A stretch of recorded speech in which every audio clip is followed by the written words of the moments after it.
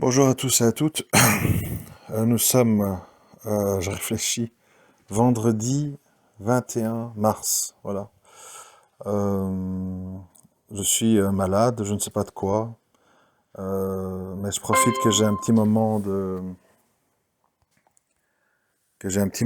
d'accalmie pour faire un audio. Je voulais faire un audio aujourd'hui sur une personne bien précise, mais ça pourrait être d'autres, parce qu'il y a beaucoup de gens qui ont ce profil.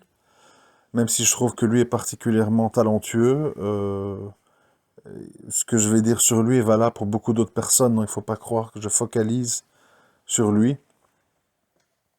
Je le dis parce qu'il produit beaucoup de vidéos, il a un certain succès, et je voudrais un petit peu commenter et donner mon point de vue sur le personnage. Donc je parle de qui?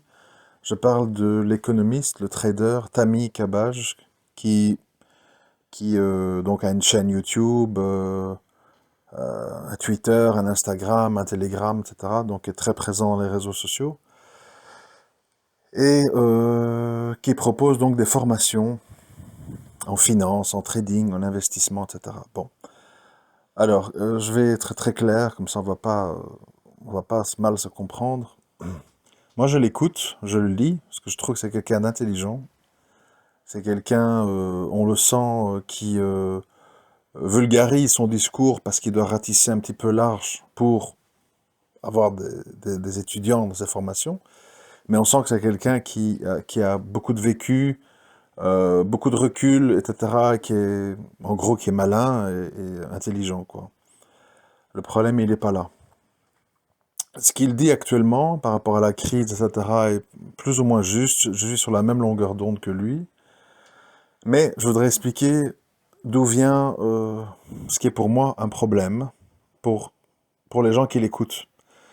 Donc certainement que parmi les gens qui vont entendre cet audio-ci, il y a des gens qui l'écoutent et qui vont pouvoir se faire une idée. Si vous pensez que j'ai tort, c'est votre droit. Si vous pensez que j'ai raison, bah, tant mieux si c'est vraiment la vérité. Alors, il faut comprendre que les gens comme Tammy Kabash, ils partent d'un postulat qui est que l'histoire se répète, c'est-à-dire que derrière toute crise, il y a un rattrapage, qu'après la pluie vient le beau temps, et que donc, quoi qu'il arrive, quoi qu'il se passe, il y aura un après. C'est-à-dire que dans leur, comment dirais-je, dans leur kaléidoscope d'analyse, il n'est pas envisageable en fait qu'il y ait un basculement civilisationnel parce qu'il y a eu des excès, parce qu'il y a eu trop de crédits, parce qu'il y a eu trop de dettes. Et donc pour eux, d'une façon ou d'une autre, d'ailleurs ceux qui suivent de près ces discours comme moi je le fais, vous noterez qu'il défend beaucoup les banques et qu'il dit, à juste titre, sans les banques, bah le jeu s'arrête quoi.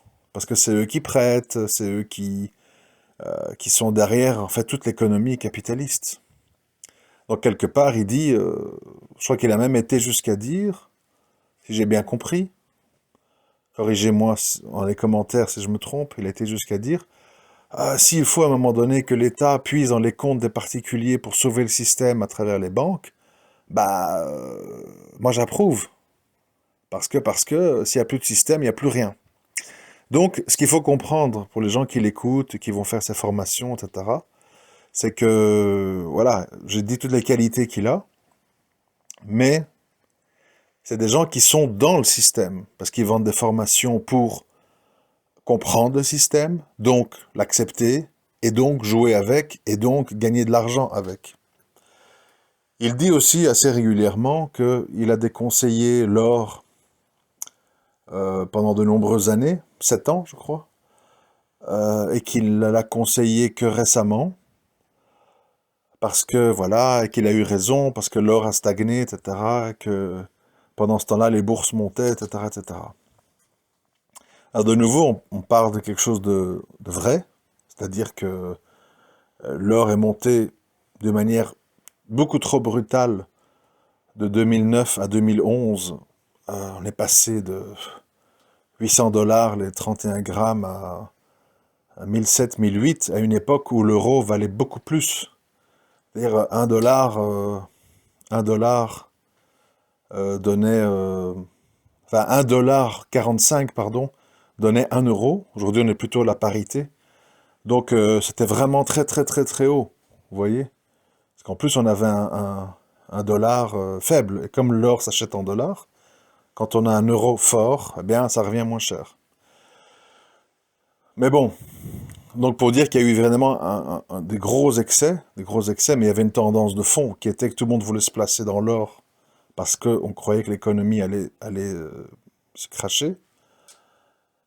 Et s'en est suivi une stagnation ou un glissement vers le bas avant une reprise il y a quelques années et un retour maintenant à des prix de 1005, 1006, 1007 $, les 31 grammes, la once quoi. Pour une raison simple, les premières années, les banques fédérales, la Fed, hein, ont injecté des milliards, des milliards, des milliards, des milliards. Donc en fait, le jeu auquel on a assisté toutes ces années, ces 10 dernières années, c'est en fait de l'argent des banques centrales qui partait vers les banques, qui elles spéculaient en bourse en misant sur Google, Tesla, Amazon, Facebook, Twitter, etc. Et qui ont gonflé, gonflé, gonflé les cours, qui ont prêté de l'argent à des sociétés pour racheter leurs propres actions.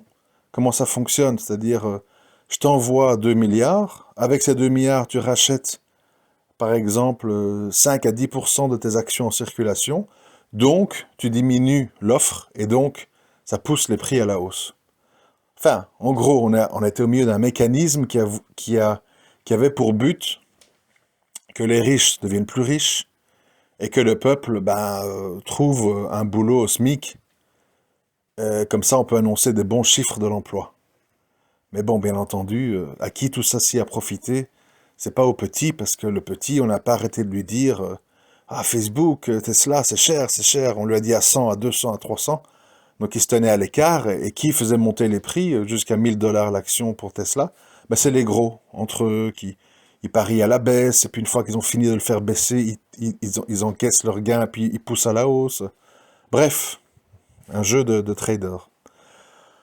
Donc, ce que je voulais dire, pour revenir au sujet de Tammy Cabage, c'est qu'en fait, beaucoup de gens s'étonnent, des gens qui m'écoutent et l'écoutent m'ont écrit, et il dit, mais je comprends pas en fait, parce que le gars dit que c'est la fin du monde, qu'on est parti pour 5 ans de galère, etc. Et puis je l'entends dire, ciao, ciao, ciao, agir, vous avez la pêche, vous kiffez, je pète la forme, bon. Et les gens comprennent pas, on dit, mais attends, ça a l'air d'aller très mal, il a un message très inquiétant, et puis lui, en fait, il est super heureux. Pardon. Donc, je voudrais essayer de vous expliquer pourquoi il est heureux. Il est heureux parce que le marché baissier, ça devient le terrain de jeu des traders dans lequel ils gagnent beaucoup plus d'argent que dans un marché haussier. Je m'explique. En ce moment, il y a eu plein de super valeurs. Je pense à ExxonMobil, à Chevron, etc., qui ont pris des 50, 60% dans la tête. Des grosses sociétés avec une implémentation mondiale, avec 60, 70, 80 000 employés dans le monde. Des monstres. Des monstres. Pas des petites startups dangereuses, etc. Elles ont pris des 60% dans la tête. Alors qu'est-ce qui se passe? Les traders, ils connaissent ça. Et en fait, à la limite, ils s'en foutent si c'est la fin du monde. Ils s'en foutent si, puisqu'on compare la crise actuelle à la crise de 29, je vous rappelle qu'à 10 ans après cette crise, on a eu la guerre, en 39. Bon. Eux, ils s'en foutent que dans 10 ans, c'est la guerre. Que c'est l'apocalypse, c'est pas leur problème. Eux, ce qu'ils voient, c'est que d'ici là, on va avoir en fait un terrain de jeu. C'est-à-dire des actions qui vont être vendues trop fortement, qui vont être intéressantes, qu'on va acheter pour jouer le rebond pendant un mois. Et puis on les revend, et en boum, on a gagné 40, 50% en un mois. Ils vont se faire plein, plein, plein d'argent.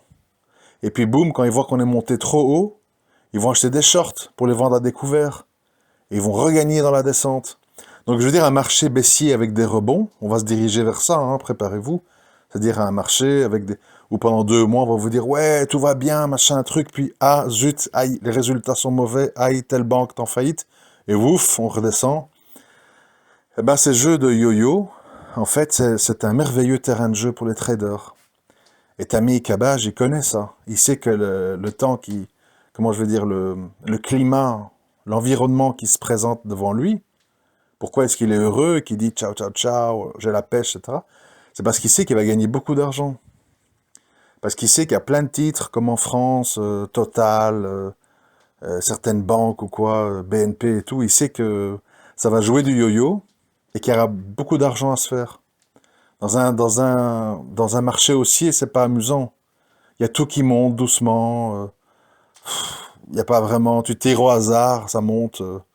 T'achètes du Facebook, t'achètes du Twitter, ça monte. Ici, maintenant, c'est un marché où il y aura des excès, où il y aura des mouvements violents. Et qui dit mouvement violent à la hausse, à la baisse, dit des gros gains. Donc en fait, lui, il est super excité. Je le comprends, hein, je ne jette pas la pierre, c'est son métier, voilà, c'est normal. Mais ça explique pourquoi, en fait, il est heureux de ce qui se passe. Parce qu'eux sont pas dans un truc, ça va se terminer en guerre, on va avoir 40% de chômage, il y aura des faillites, des suicides, des familles qui vont exploser. Il dit, bon, ça fait partie du jeu. Vous savez, un trader, il voit les gains qui peut se faire, il voit pas le climat social là-dedans. Au contraire, il se dit, bon, je vous donne un exemple de quelque chose qu'on m'a expliqué aujourd'hui, pour vous montrer les mentalités. Un trader, il me dit, si beaucoup de vieux meurent avec le coronavirus, il y aura beaucoup de maisons sur le marché, tous des gens qui vont en hériter tout d'un coup, qui vont les mettre en vente, plus les gens qui ne savent pas payer leur crédit parce qu'ils sont tombés au chômage et les banques vont reprendre leurs maisons. Il va y avoir beaucoup de maisons à vendre, en Italie, en France, en Amérique. Tout ça va tirer les prix vers le bas. Ah, ça va être génial, enfin je pourrai acheter ma première maison. Voilà, bon. Les gens, ils réfléchissent comme ça. Ils sont pas là en termes 10 000 morts, 100 000 morts, 1 million de morts. Ouais, il y a des morts tous les jours, on va tous mourir un jour. Si c'est pas de ça, ben, c'est de la canicule. Si c'est pas la canicule, c'est la pollution. Si c'est pas la pollution, c'est la grippe normale. Voilà, quoi. Et donc, en fait, quand vous vous demandez pourquoi ces gens sont pas plus affectés que ça par ce qui se passe, au contraire, ils sont excités parce qu'ils savent que en 2001, avec l'éclatement de la bulle Internet, en 2008, avec l'éclatement des crédits immobiliers, ils ont fait beaucoup d'argent. Ils ont fait beaucoup d'argent. Les gens croient que dans les marchés baissiers, tout le monde perd. Non, celui qui perd, je vais vous dire c'est qui. Retenez bien ça, comme ça vous ne le faites pas. Celui qui perd, c'est celui qui maintenant se dit « Ah, tout a bien baissé, c'est le moment d'acheter. Je vais débloquer de l'argent, je vais vendre ma voiture, je vais mettre mon argent dans les marchés. » Et admettons, il va acheter Total à 23 € l'action, alors qu'elle valait 50, 60 il y a un mois. Et il se dit, voilà, ça c'est la bonne affaire. Bon. Puis, Total remonte à 30. Il dit, ouais, c'est bien, mais on a encore de la marge. On doit aller à 50. Moi, j'ai acheté pour aller à 50. Et alors, il achète à 23, ça va à 30. Il dit, je touche pas, j'attends, etc. Puis à 30, ça redescend à 21. Il dit, aïe, aïe, aïe, je perds de l'argent, qu'est-ce que je fais, etc. Bah, je vais encore en rajouter. Je vais en racheter un peu plus. Comme ça, je vais égaliser mes achats. Et au lieu d'avoir à 23, ça va faire 22. Je en prends à 21. Puis ça remonte à 28. Il dit, ouais, bon, 21, 28, c'est pas énorme comme bénéfice. Je laisse tourner. Et ainsi de suite.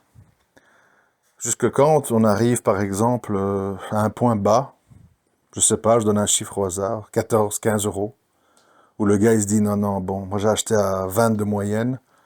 On est à 15, je vois que ça va très mal. On parle de guerre, on parle de retour du virus. Bon, moi je liquide tout, tant pis. Je perds 5 € par action, mais au moins je perds pas tout. Et c'est là que Tammy Kabaj, il arrive, et lui il rachète à 15. Et quand ça va rebondir à 30, 40, il vend, et il gagne de l'argent. C'est ça la différence, en fait. C'est comme ça qu'ils gagnent de l'argent. Ils gagnent de l'argent parce qu'ils savent qu'il y a des gens qui paniquent, il y a des gens qui achètent mal, qui vendent mal, qui savent pas se mettre dans le marché au bon moment. Et justement, ces formations servent à ça. À devenir un bon trader, ça veut dire à être dans le bon timing. Parce que la bourse, c'est que du timing.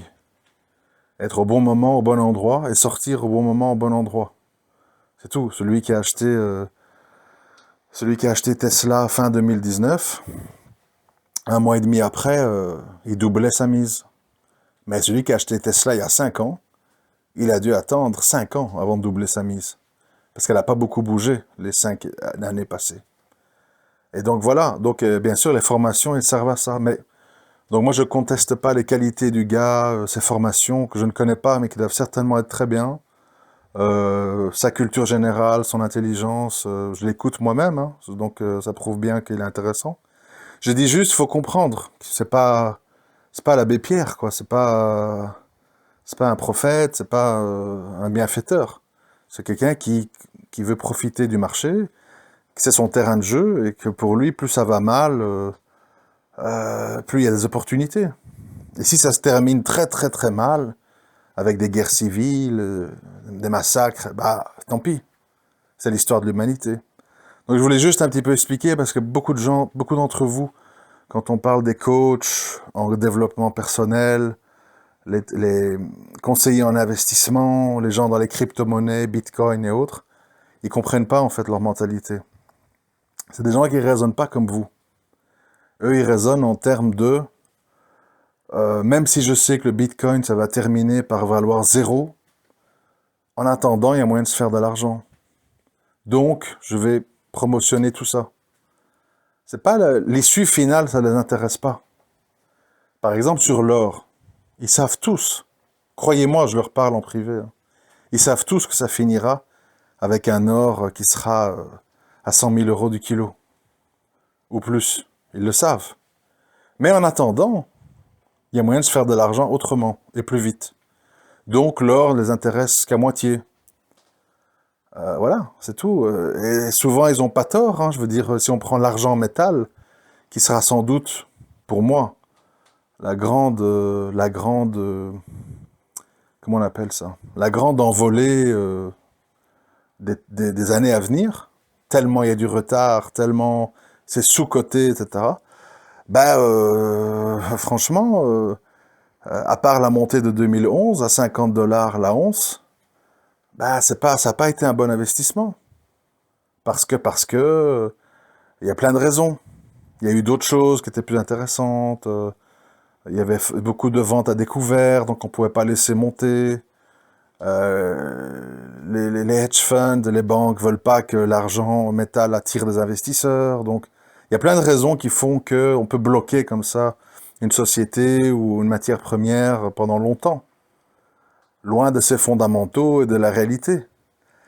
Et donc c'est là où effectivement ces gens-là, sachant ça, et ils sont pas là pour les 30 prochaines années, ils sont là pour l'année à venir. Vous voyez bien, on est dans un monde où d'un mois à l'autre tout change.